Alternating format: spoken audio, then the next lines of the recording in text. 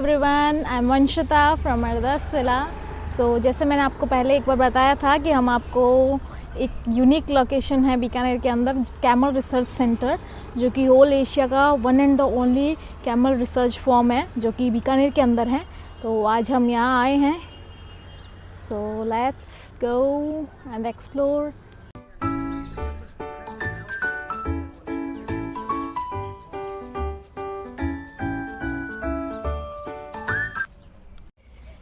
अभी हम एंटर हो गए हैं कैमल रिसर्च सेंटर के अंदर और अभी आपको देखेंगे शॉर्ट है। एंट्री में आपको एक छोटा सा प्रोसीजर रहता है, जस्ट माइनर 2 और 3 सेकंड्स का। तो एंड गौतम जी आज हमारे साथ हैं और गौतम जी आज हमें पूरा कैमल रिसर्च के बारे में बताएंगे, क्या है, क्या फेमस है कैमल फॉर्म के बारे में एंड ऑल सारी प्लेसेस हम आपको, ये जो भी यहाँ पे प्लेस अब यूनिक चीज़ें दिखेगी वो हम आपको सब एक्सप्लोर करवाएंगे।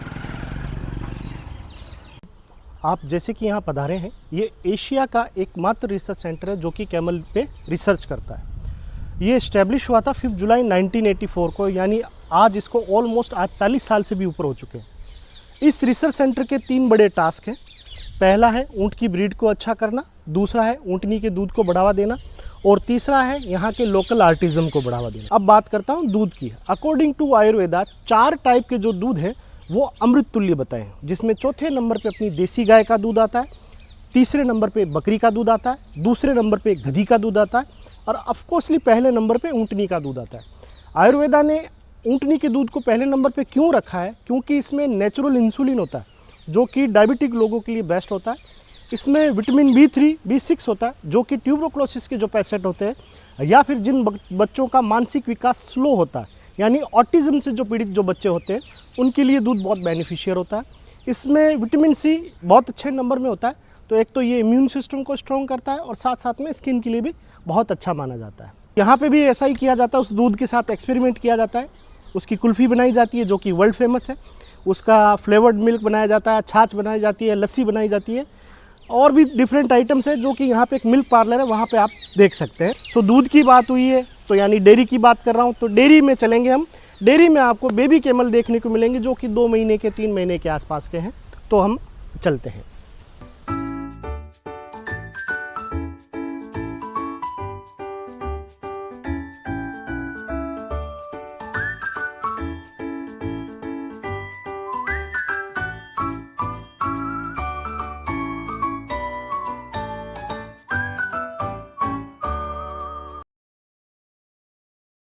तो यहाँ अब हम डेयरी में आए हैं, कैमल डेयरी में, जहाँ पे बेबी कैमल आपको देखने को मिल रहे होंगे। ये बेबी कैमल अभी जो दिख रहे हैं, जो छोटे बच्चे हैं, ये 2 महीने 3 महीने के आसपास के हैं। एक्चुअली क्या होता है, कैमल का जो गेस्टेशन पीरियड है वो 13 महीने का होता है, यानी 13 मंथ, और इनका जो ब्रीडिंग सीजन जो होता है वो नवंबर टू मार्च में होता है। तो अगर आप कैलकुलेशन करें कि मान लीजिए मार्च में कोई फीमेल प्रेग्नेंट हुई तो 13 महीने यानी अप्रैल में 13 महीने पूरे होते हैं। अप्रैल में कोई बच्चा ये पैदा हुआ है तो अभी जुलाई के हिसाब से 2 महीने के 3 महीने के आसपास का हो रखा है।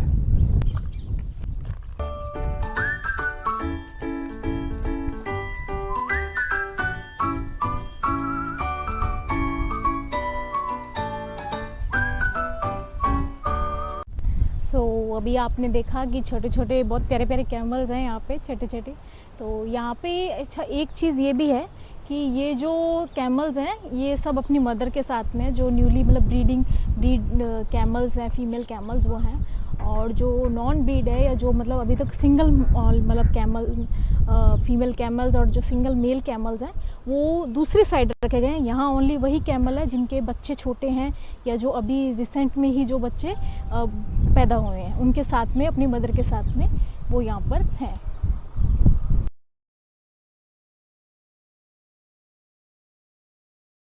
मैं आपको कैमल के फूड हैबिट के बारे में बताना चाहता हूँ। आपने नोटिस किया होगा कि डेजर्ट में 3 टाइप के एनिमल आपको हमेशा घूमते नज़र आते दिखते हैं। ऑफकोर्सली कैमल, दूसरा गधा और फर्स्ट इम्पोर्टेंट भेड़ और बकरी।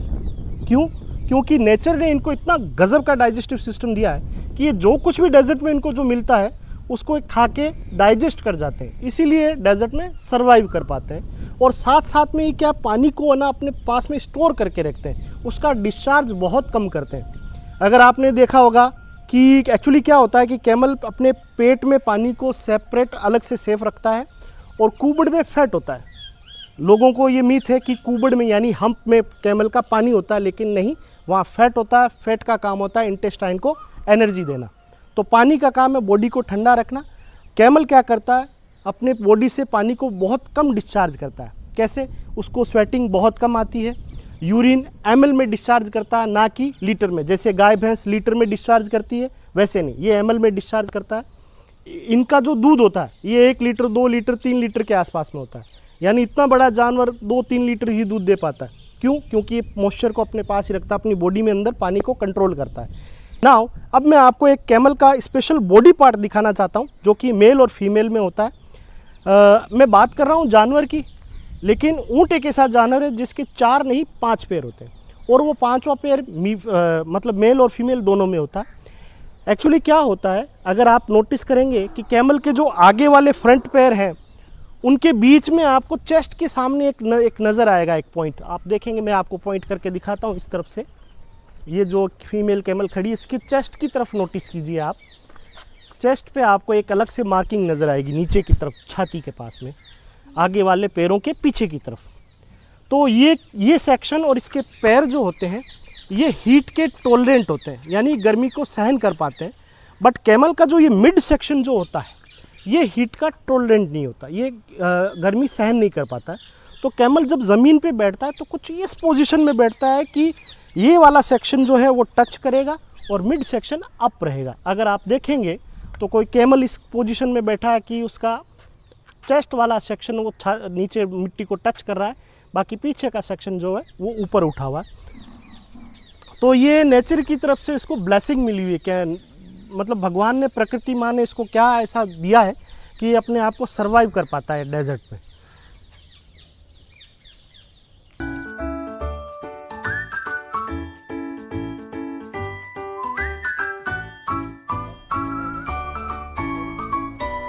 तो जी सर, हम जहाँ अभी आए हैं ये है कैमल म्यूज़ियम। इस टाइप का म्यूज़ियम जहाँ पे आपको साइंस और यहाँ की जो कहते हैं अपना कल्चर, दोनों का समावेश मिलेगा। बड़ा ही यूनिक म्यूज़ियम है। मैं सबसे रिक्वेस्ट करना चाहूँगा कि आप जब भी कैमल रिसर्च सेंटर पधारें तो एक बार म्यूज़ियम की विज़िट ज़रूर करें। सो आइए, मैं आपको म्यूज़ियम में लेके चलता हूँ, आइए।